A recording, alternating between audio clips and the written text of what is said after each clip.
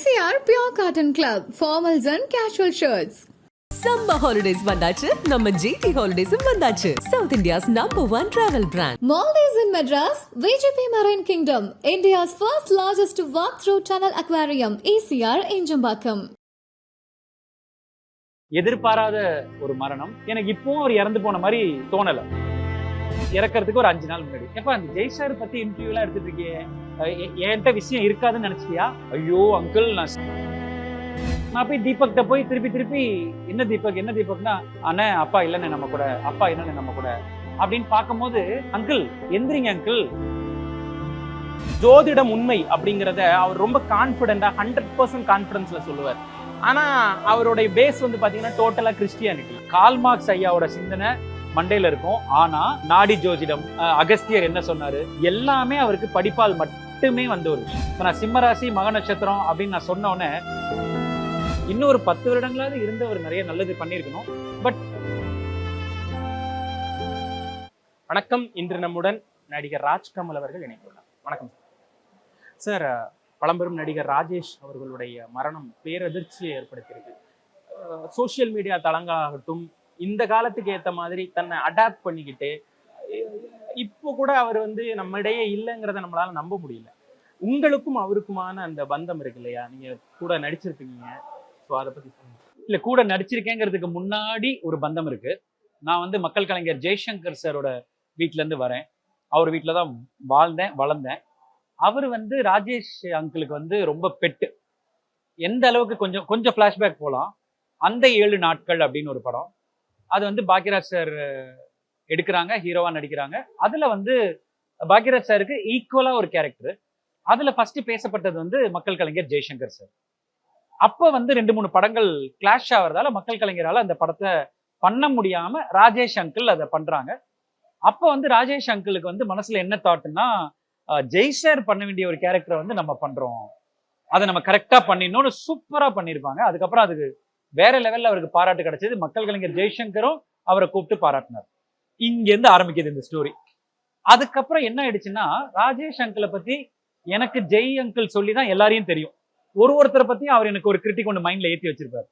அதுல வந்து ராஜேஷ் அங்கிளை பத்தி ஜெய் அங்கிள் சொல்ற விஷயம் என்னன்னா, he is an Hollywood actor. அவர் இங்க நடிச்சிருக்க வேண்டியவர் இல்ல, இங்க பிறந்திருக்க வேண்டியவர் இல்ல. ஒரு ஹாலிவுட்ல ஒரு கிளின்ட் ஈஸ்ட்வுட் மாதிரி, அப்படி ஒரு மேர்லின் மென்ரோ மாதிரி அப்படி நடிக்க வேண்டிய ஒரு ஆள்பா. ஏன் அங்கிள் அப்படி சொல்றீங்க? அவர் வந்து சாதாரணமான ஆக்டர் தானே, அவருக்குள்ளார அவ்வளோ ஞானம் இருக்கு, அவ்வளோ விஷயம் இருக்கு, நமக்கெல்லாம் தெரியாத அத்தனை விஷயங்களும் ராஜேஷ் அங்கிளுக்கு தெரியும் அப்படின்னு சொல்லி இவங்க 2 பேரும் ஒரு பட விழால சந்திச்சுக்கும் போது எனக்கு அந்த காட்சி இன்னும் முழுசா, ஏன்னா நான் அப்ப ரொம்ப குட்டி, எனக்கு அப்போ ஒரு 10 to 15 இயர்ஸ் இருந்திருக்கும். எனக்கு அந்த காட்சி நினைவுல இருக்கு. 2 பேரும் பேசிக்கிறாங்க. என்னவோ 2 மிகப்பெரிய ஸ்காலர்ஸ் பேசிக்கிற மாதிரி உலக சினிமா பேசுறாங்க. எனக்கு அவங்க பேசின நடிகர்கள் பேரும் தெரியல, படம் பேரும் தெரியல, என்னடா பேசிக்கிறாங்க. அப்புறம் வண்டியில வரும்போது ஜெய் அங்கிள்கிட்ட நான் கேட்கிறேன், என்ன அங்கிள் பேச? அதான் நான் சொன்னேன்ல, அவருக்கு அவ்வளோ விஷயம் தெரியும் அப்படின்னு. அத்தனை பெரிய விஷயம் இவ்வளவும் என் மண்டக்குள்ளார ஏறிடுச்சு. ராஜேஷ் அங்கிள் ஒரு சீரியல் ஆண் பாவம் அப்படி, நான் பரத் கல்யாண் அண்ணன் லீடு, நான் வந்து தம்பி. நான் எல்லா சீரியல்லையும் நான் தம்பி தான், ஏன்னே தெரியல, தம்பின்னு போட்டாங்க போல. அந்த தம்பியா நடிச்சுட்டு போடா. அம்மா கேரக்டர் வந்து மீரா கிருஷ்ணன். மீரா கிருஷ்ணன் வீணையெல்லாம் வாசிப்பாங்களே, சூப்பர். அப்பா கேரக்டர் யாரு? அப்பா கேரக்டர் வந்து ராஜேஷ் சார் அப்படின்னு சொல்லி முடிக்கும் போது பார்த்தா உள்ள என்ட்ரி வந்தவனே என்ன நம்மளுக்கு போய் தோணும், ஒரு பெரிய ஆக்டர் நம்ம போய் இன்ட்ரோடியூஸ் பண்ணிக்கலாம். ஆனா அவர் ஒரு டேட்டா பேஸோட வராரு. பையன் யார் நடிக்கிறா? பரத் கல்யாண், கல்யாண்குமார் சாரோட பையன் பரத் கல்யாண். அவரை பத்தி ஃபுல் டேட்டா பேஸ் எடுத்துட்டு வர்றாரு. 2வது பையன் யார் நடிக்கிறா? ராஜ்கமல், ஜெய்சங்கர் வீட்டு புள்ள. ஃபுல்லா வர்றாரு. உள்ள வரும்போது ஜூனியர் ஜெய் இங்க வா, அப்படியே புல்லரிச்சிருச்சு. அங்கிள் என்ன உங்களுக்கு என்னடா ஜெய்சங்கர் வீட்டு புள்ள, ஒன்னு தெரியாதா எனக்கு, வாங்க அப்படின்ட்டு. அன்று முதல் அந்த ஒரு 1.5 வருஷமும் மாசத்துல ஒரு 10 நாள் உட்கார வச்சா ஒரு விஷயமும் ஒரு லாங் வீடியோ கண்டென்ட். ஒரு யூடியூபருக்கு அப்படிதான் சொல்லணும். அதனால நான் அப்படி சொல்றேன். எந்த விஷயம் பேசினாலும் அதோட டீடைலிங் சொல்லுவார் பாருங்க. சப்போஸ் ஏதாவது அதே மாரி கேட்டுவிட்டோம்னு வைங்களேன், ஜூனியர் ஜெய் கொஞ்சம் வெயிட் பண்ணு, நாளைக்கு சொல்றேன், நைட்டு போய் அதை ரிசர்ச் பண்ணுவார். ஆன்மீகம், ஜோதிடம் இதெல்லாம் வந்து இன்னைக்கு வந்து கட்டுக்கதைகள் அப்படிங்கிற ஒரு காலகட்டத்துல ஜோதிடம் உண்மை அப்படிங்கிறத அவர் ரொம்ப கான்ஃபிடென்ட்டா 100% கான்ஃபிடன்ஸ்ல சொல்லுவார். ஆனா அவருடைய பேஸ் வந்து பாத்தீங்கன்னா டோட்டலா கிறிஸ்டியானிட்டி. ஸோ அந்த அந்த கொலாபை வந்து எப்படி சார் புரிஞ்சுக்கிறது? அவர் எப்படி அதெல்லாம் வந்து அவருக்குள்ள தன்னை தகவமைச்சுக்கிட்டாரு ஒரு ஜோதிடராக? ஒரு வேற ஒண்ணுமே இல்லை, புக்ஸ் மட்டும்தாங்க. அவரை நீங்க போனோடையோ இல்லைன்னா வந்து சும்மாவோ ஏதாவது தேவையில்லாத விஷயங்கள் பண்ணியோ பார்க்கவே முடியாது. எப்ப பார்த்தாலும் புக்ஸ். கால் மார்க்ஸ் ஐயாவோட சிந்தனை மண்டையில இருக்கும். ஆனா நம்மளோட அந்த நாடி ஜோதிடம், அகஸ்தியர் என்ன சொன்னாரு, எல்லாமே அவருக்கு படிப்பால் மட்டுமே வந்த ஒரு விஷயம். ஆனா அவர்கிட்ட இன்ட்ரெஸ்டிங்கான விஷயம் என்னன்னா, ரெண்டையும் கொலாப் பண்ணி நம்மளுக்கு சொல்லுவார். சன் சைனும் சொல்லுவாரு, மூன் சைனும் சொல்லுவாரு. இப்ப நான் சிம்மராசி மக நட்சத்திரம் அப்படின்னு நான் சொன்ன உடனே, அது இருக்கட்டும் பரவாயில்ல, என்ன தேதியில பிறந்த? ஆகஸ்ட் 29. ஓ நீ லியோவா? லியோவா? அது விஜய் படமாச்சு. அந்த லியோ இல்லப்பா, இது வேற லியோ, வெயிட் பண்ணு அப்படின்ட்டு. நல்லா இருப்ப ராஜ்குமார், ஒன்றும் பிரச்சனை இல்லை அப்படின்னு என்கிட்ட அதை சொல்ல மாட்டாரு. கொஞ்ச நேரம் கழிச்சு எங்க அப்பா வருவாரு செட்டுக்கு. அவர்கிட்ட கூப்பிட்டு, அவனுக்கு லைட்டா இந்த இது இருக்கு, ஒரு பிரச்சனை, திருநள்ளாறு போயிட்டு வாங்க, சரியா? இல்லையா சார், நல்லா இருக்கு, கூட்டி போங்க ஜெய் ஃபாதர், நான் சொல்றேன்ல கூட்டி போங்க அப்படின்னு சொல்லி என்ன திருநள்ளாருக்கு போக வச்சார். இந்த மாதிரி இந்த கொலாபரேஷன் வந்ததோட சக்சஸ் என்னன்னா, படிப்பறிவு, எழுத்தறிவு, ஆங்கில புத்தகங்கள் வந்தது பிளஸ் நம்ம புத்தகங்கள், இதெல்லாம் சேர்ந்த ஒரு அற்புதமான ஒரு கொலாப் தான் ராஜேஷ் சார். ஸோ அதால அஸ்ட்ராலஜிலேயே ஒரு பெஸ்டா தெரிஞ்சாரு. நடிகருங்கிறது நம்மளுக்குலாம் ஏன் தெரியுதுன்னா, கேமரா முன்னாடி வந்துட்டதால தெரியுது. இப்ப இதை எடுத்துட்டு இருக்க கேமராமேன் கூட பெரிய கேமராமேனா இருக்கலாம். இப்ப இப்படி இருக்கலாம், நாளைக்கு பிஜி ஸ்ரீராம் சார் லெவல் கூட ஆகலாம். ஆனாலும் அவர் முகம் முன்னாடி தெரியாது இல்ல. ஸோ ராஜேஷ் ஒரு நடிகருங்கிறது மட்டும் நம்ம எல்லாருக்கும் தெரியுது. அவர் ஜேஎஸ்ஆர் ரியல் எஸ்டேட்ஸ்னு ஒரு கொடி கட்டி ஆண்டவர். விழுப்புரத்துல முன்னாடி திருச்சிக்கு நம்ம போகும்போது பஸ் நின்னுச்சுன்னா நம்ம போய் டீ குடிக்கிற இடம் அவரோட இடம், அது ஜேஎஸ்ஆர் ரியல் எஸ்டேட்ஸ் அப்படிங்கிற இடம்.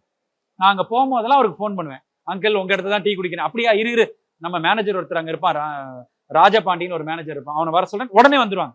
சார் ஐயா சொன்னாரு டீ ஃப்ரீயாவே. ஏங்க டீக்காக சொல்லலைங்க, அங்க வந்திருக்கேங்கிறது எனக்கு ஒரு பெருமை. ஸோ அந்த ஜேஎஸ்ஆர் ரியல் எஸ்டேட்ஸா இருக்கட்டும், அந்த மாதிரி எத்தனையோ விஷயங்களை வந்து அவர் அவ்வளவு கையாண்டு அவ்வளவு சக்சஸ் பார்த்தவர். ஒரு நல்ல ஆண்டர்பிரினர், அருமையான entrepreneur.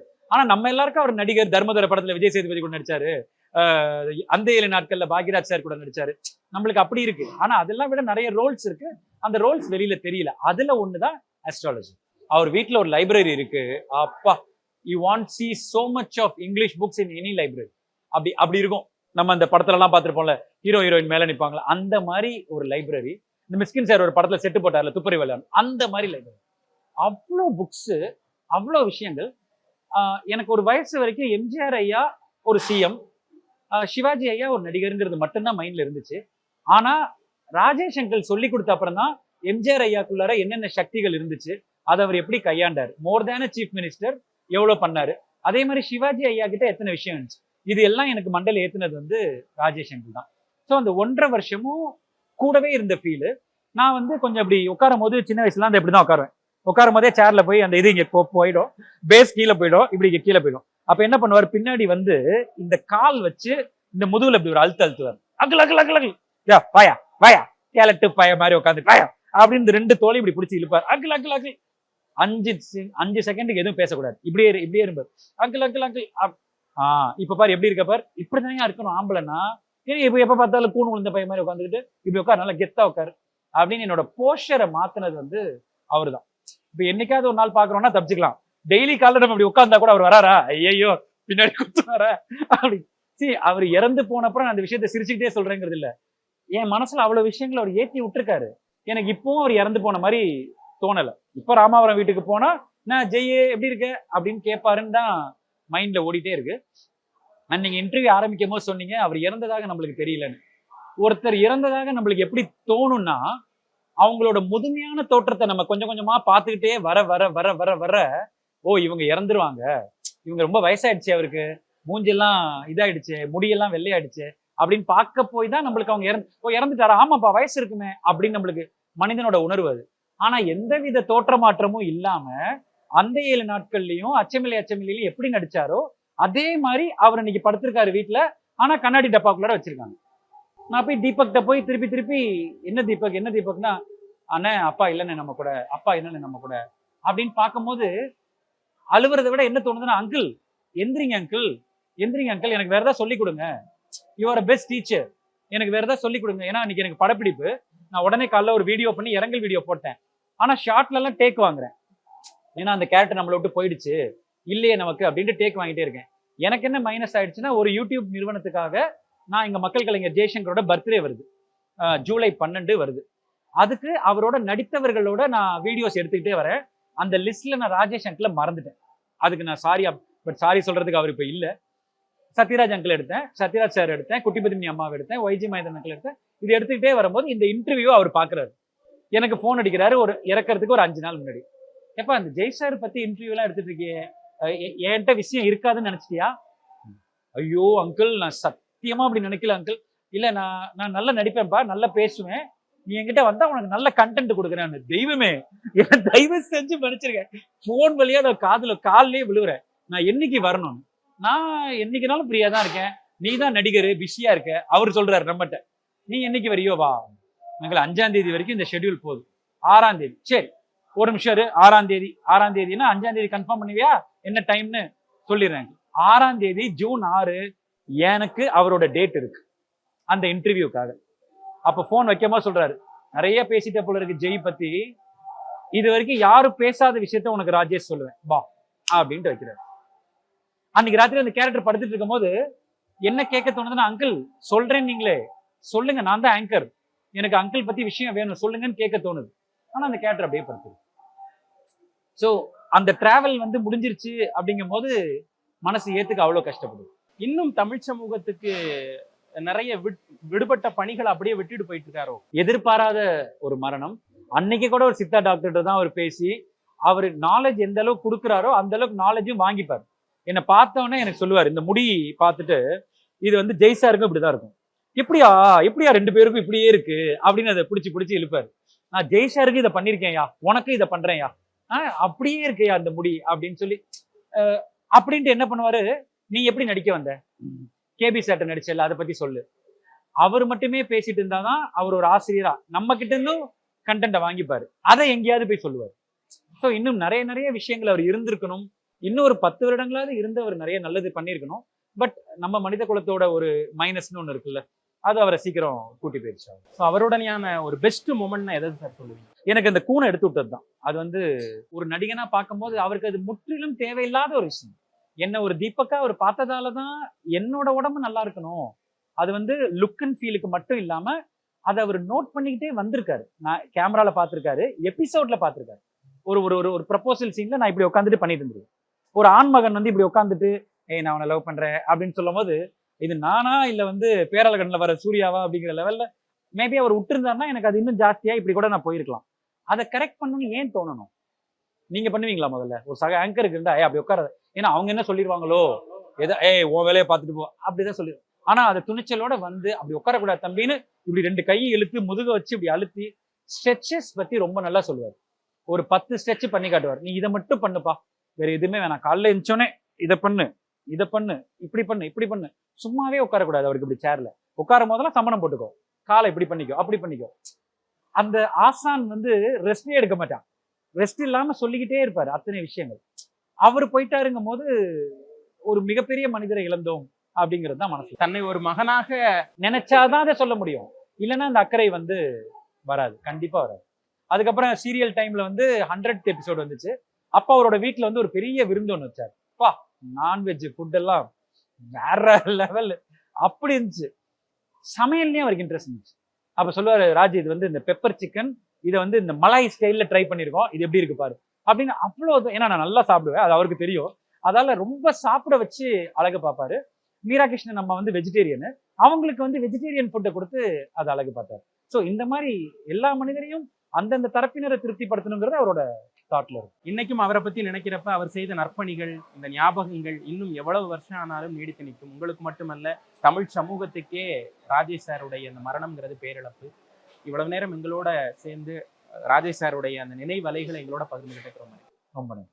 MCR Pure Cotton Club, formals and casual shirts. Summer holidays வந்தாச்சு, நம்ம GT Holidays வந்தாச்சு. South India's #1 travel brand. Maldives in Madras, VGP Marine Kingdom, India's first largest walk-through tunnel aquarium, ECR Injambakam.